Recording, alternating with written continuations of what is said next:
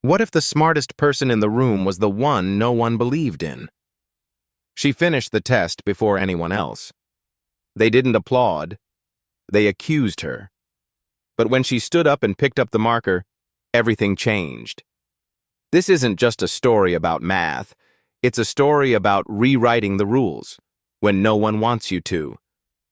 If you believe brilliance comes in every color and courage speaks loudest when it's quiet, subscribe, like, and turn on the bell so you never miss another story that deserves to be heard.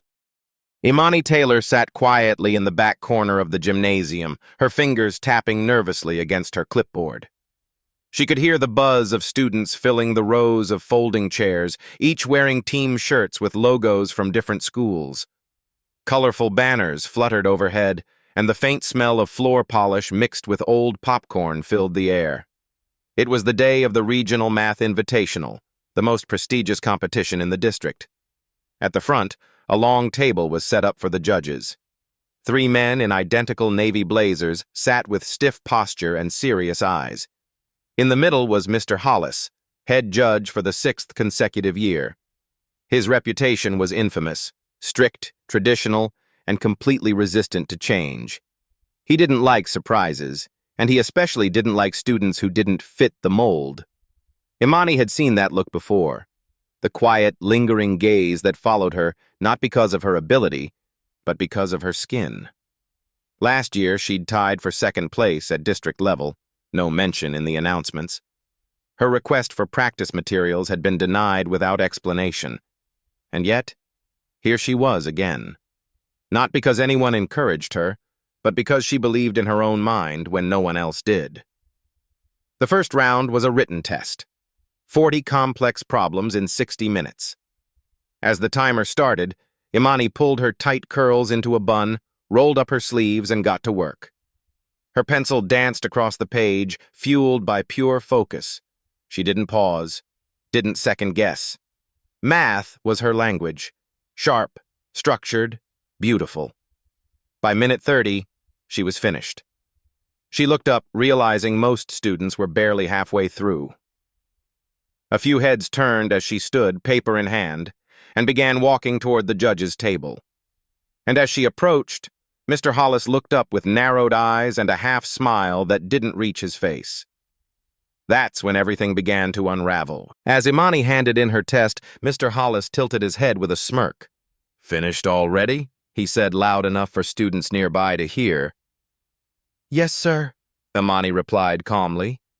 He glanced at the wall clock, then back at her face, eyes scanning her skin like it had something to do with numbers. "And you're confident with your answers?" "I am." He chuckled under his breath. Not kindly. "We'll see about that." Imani returned to her seat. Whispers began to ripple through the crowd. Some students glanced over at her with curiosity, others with open doubt. But she kept her head high, even as the air around her grew heavy with suspicion. The second round began. Oral questions. Students were called one by one to the front. When Imani's name was announced, the murmurs quieted. She stepped up to the microphone with slow, steady steps. 3 advanced math questions were read aloud. Her responses came quick, precise, and crystal clear. The room started to shift. Heads turned. Some students leaned forward. How is she answering that fast? Did she memorize the questions? Did someone give her the answers? When the final scores were posted on the overhead screen, there was an audible gasp. First place, Imani Taylor. Score, 98-100. Just as quickly, celebration turned to suspicion. Mr. Hollis stood from his seat, adjusting his blazer before speaking into the microphone. "Before we proceed with awards," he said sharply, "I have concerns about the integrity of one score in particular." Every eye turned to Imani. Her breath caught. He was talking about her. "This student finished the written round far too quickly to be believable," Hollis continued. "And while her oral responses were impressive, they raised questions about prior exposure to the material." The screen behind him blinked, and next to Imani's name appeared an asterisk, a silent accusation. Imani felt her pulse roar in her ears. She gripped the sides of her chair, willing her hands not to shake. To ensure fairness, Hollis declared, Imani Taylor will now be asked to resolve selected problems, live, under supervision. Gasps. Phones came out. Someone was already recording. A voice called out from the audience, "That's not fair!" But Hollis ignored it. Imani's mother stood from the parent section, eyes wide, lips parted like she couldn't believe what she was hearing.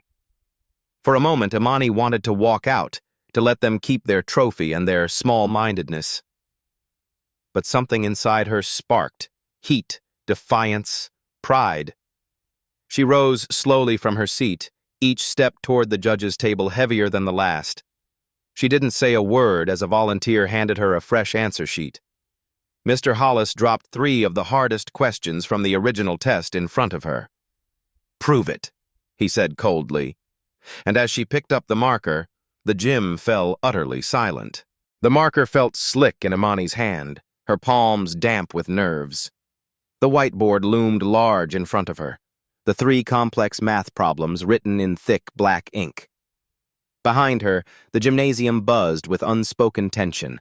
Hundreds of eyes locked on the girl who dared to finish first. She took a shaky breath and studied the first problem. Quadratic optimization, a question designed to trip up even the best students. And yet, this wasn't unfamiliar. She'd seen problems like this during sleepless nights, working equations on her bedroom wall because paper wasn't enough. She didn't just solve math, she saw into it. Patterns, shapes, movement. It was instinct now, quiet, fluid. She began to write. Not the way textbooks taught, not the slow, methodical formula drilled into classrooms. No, this was hers, something she discovered after weeks of trying to make sense of formulas that never quite fit. A shortcut born of logic and creativity, combining substitution and vertex form in ways her teachers never mentioned. A hush fell over the room as her pen moved. Even Mr. Hollis leaned forward, squinting, confused. She finished the first problem, moved to the second, a geometry proof.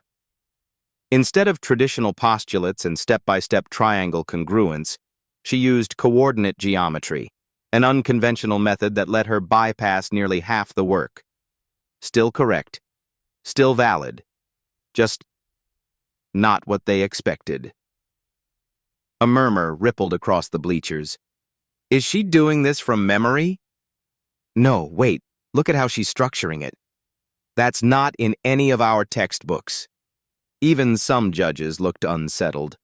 The third problem was the hardest, a non-linear system with constraints. Imani barely blinked. She saw the pattern.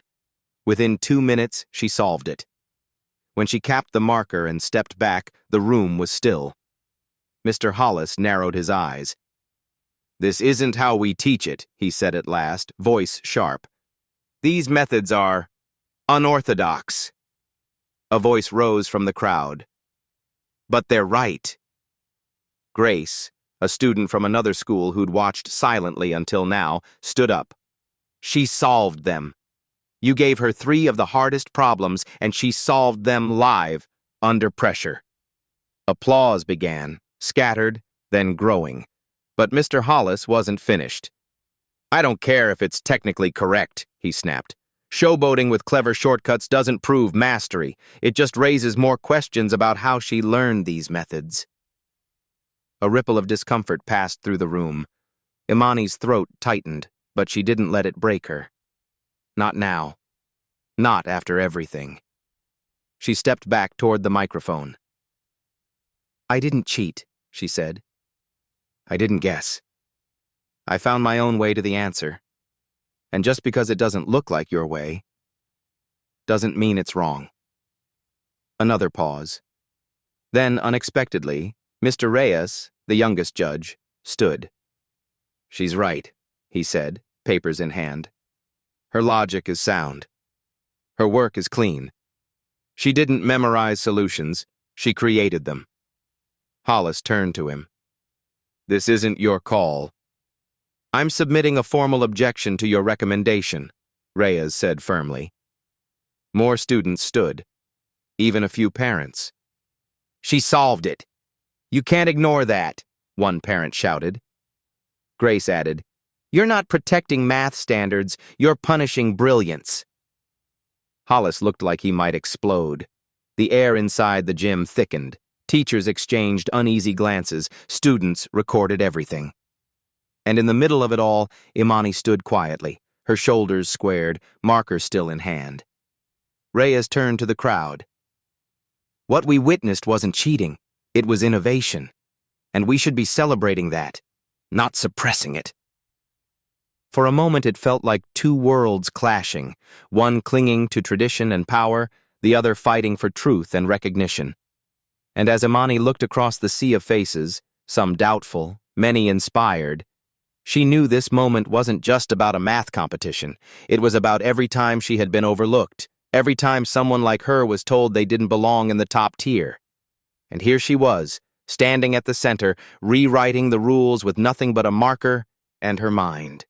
This was her proof, not just on paper, but to the world. The gym fell into a tense silence as the judges stepped away to deliberate. Mr. Hollis led them into a side room, his face flushed with frustration. Imani sat motionless near the front, her heart thudding in her chest like a drum. Grace reached out and squeezed her hand. "They saw it," she whispered. "They can't ignore that." But Imani wasn't so sure. Inside the judges' room, the discussion grew heated. Hollis paced. "She embarrassed this panel," he hissed. "Solving like that in front of everyone, making us look incompetent." "She didn't embarrass us," Reyes replied. "She made us look outdated."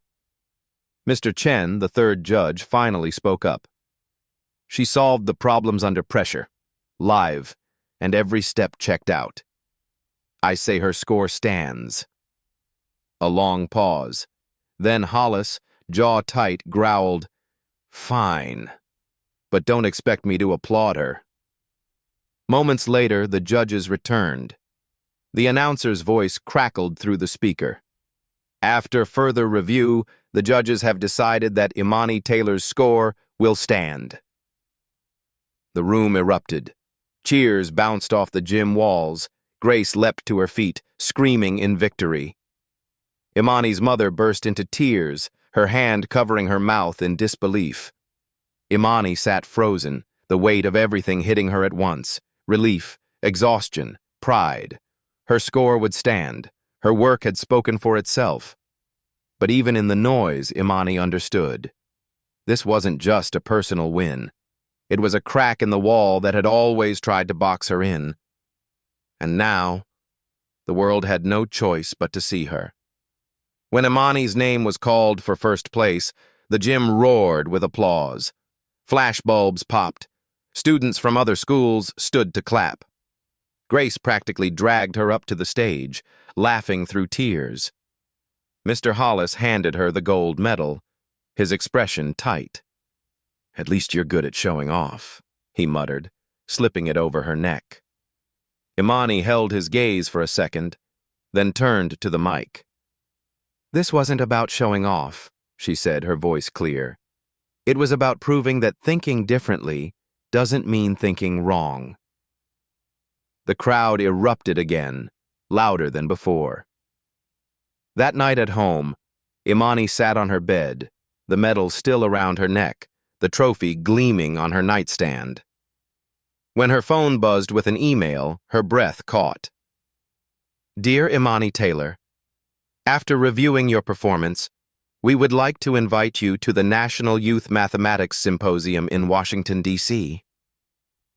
Her eyes welled up. She had done it. Not just beat the test, not just silence the doubts. She changed the conversation. The next day at school, everything felt different. Students nodded at her. Freshmen asked if she tutored. Even Mr. Hollis paused mid-lecture to say, "Congratulations, Miss Taylor." But Imani didn't need his praise. She had already won. Because this wasn't just about math. It was about every time someone told her she wasn't enough, and her decision to answer with brilliance instead of anger. Her story was proof. You don't have to fit the mold to lead the room. And for Imani, this was just the beginning.